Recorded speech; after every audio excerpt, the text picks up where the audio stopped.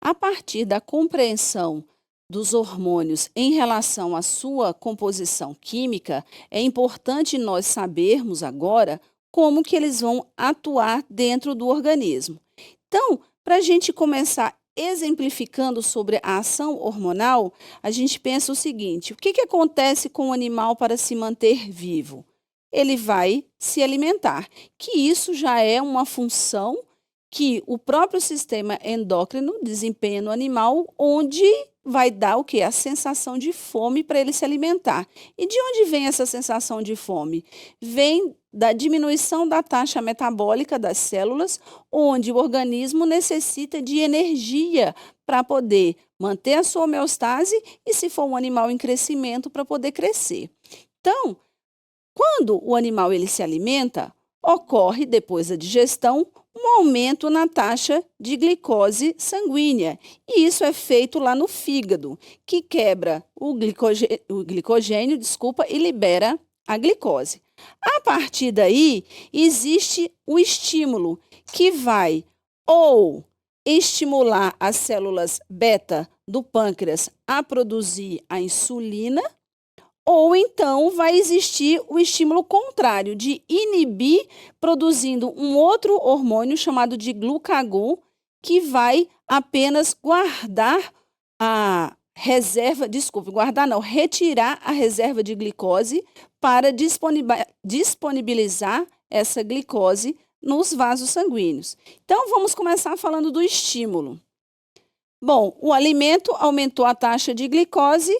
Nós temos o estímulo para as células beta, vão produzir insulina, onde o fígado vai pegar o excesso de glicose que tem na corrente sanguínea e vai armazenar sob a forma de glicogênio. Então, quando ocorre o inverso, eu tenho uma baixa taxa de glicose na corrente sanguínea, eu vou ter o estímulo para quê? Para inibir essas células. E aí eu vou ter a produção de um outro hormônio, que é o glucagon. O que esse outro hormônio vai fazer? Vai atuar lá no fígado e vai promover a quebra do glicogênio e liberar a glicose na corrente sanguínea. Dessa forma, existe a regulação da manutenção homeostática, ou seja, a manutenção em níveis normais, aceitáveis para o organismo, da taxa de glicose. Vamos dar mais exemplos disso na prática, lembrando que esse tipo de atuação hormonal aqui é chamada de atuação endócrina, onde eu tenho a secreção e a produção de um hormônio numa determinada glândula e, a partir daí, eu tenho esse hormônio liberado na corrente sanguínea e vai atuar no corpo como um todo, que a gente vai chamar essa ação de ação endócrina. Mas nós temos outras duas ações que nós podemos ter dos hormônios, que é o que nós vamos ver agora na prática. Vamos lá comigo? Os hormônios podem atuar dentro do organismo de várias formas diferentes. Nós vamos mostrar para vocês aqui as diversas formas que os hormônios podem atuar nas suas células-alvo.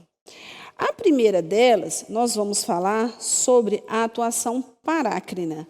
O que significa essa atuação parácrina? É aquela célula, independente de ser uma glândula especializada ou não, ela produz o seu respectivo hormônio.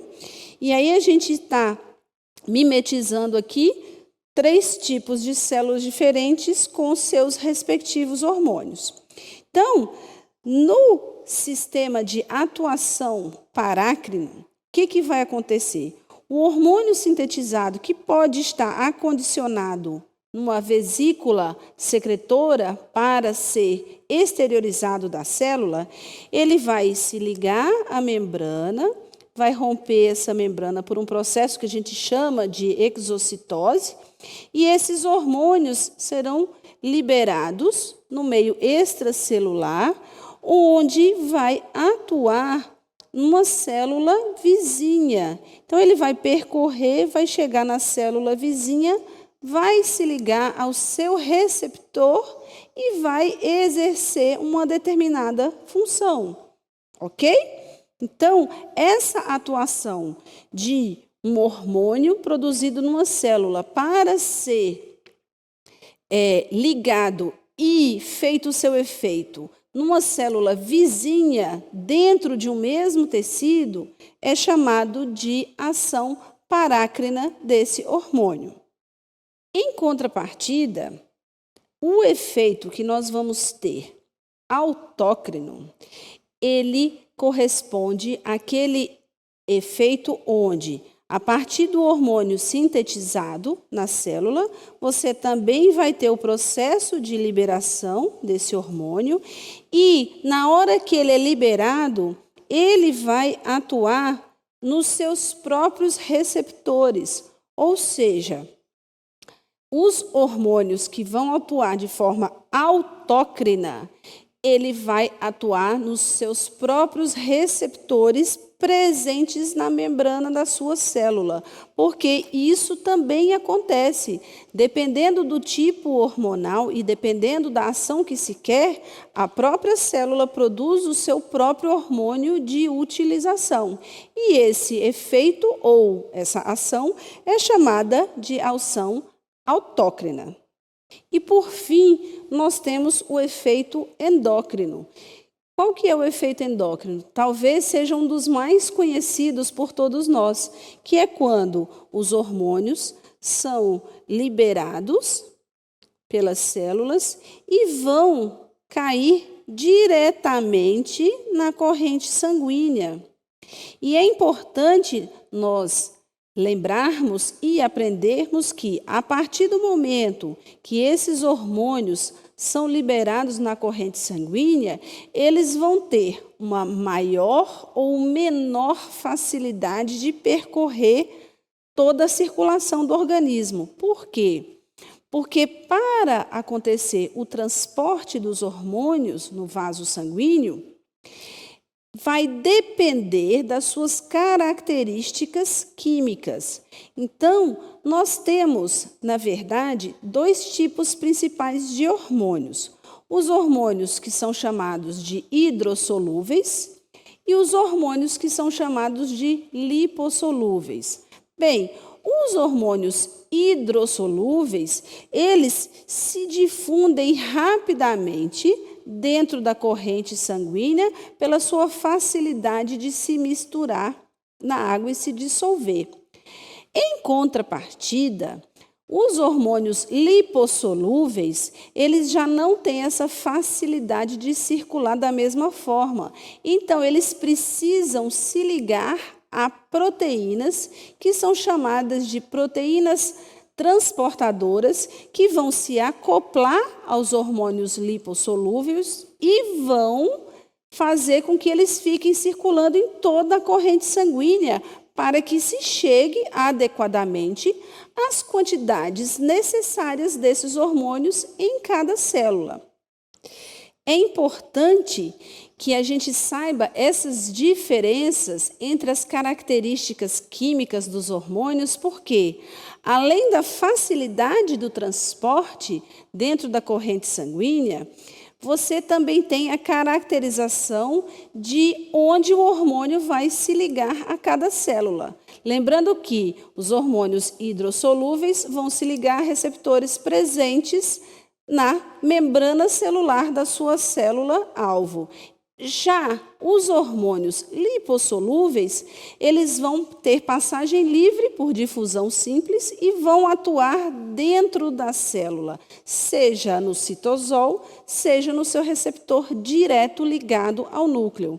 E isso também é importante porque, dependendo de cada ação, você vai ter efeitos diferentes dentro do organismo que serão explicadas em aulas posteriores, que nós vamos falar de cada sistema em separado.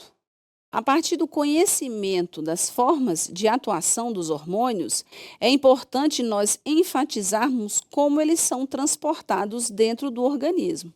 Então, os hormônios chamados de hormônios hidrossolúveis, eles vão ser facilmente dissolvidos no plasma Porém, na hora que eles precisam atuar dentro da célula, eles vão precisar de um sistema de segundo mensageiro nas células-alvo, ou seja, ele vai ter que ter um receptor na sua membrana celular, que a partir daí vai desencadear uma série de reações, que é onde a gente chama de sistema de segundo mensageiro, para que ele possa desencadear o tipo de resposta que ele quer dentro da célula.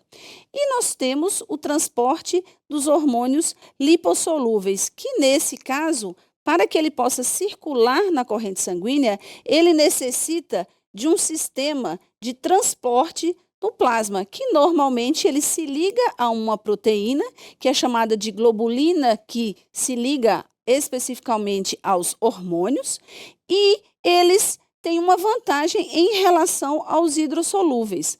Apesar deles precisarem de uma proteína transportadora dentro do sangue, eles vão se difundir facilmente pela membrana celular, por quê? Pela sua lipossolubilidade.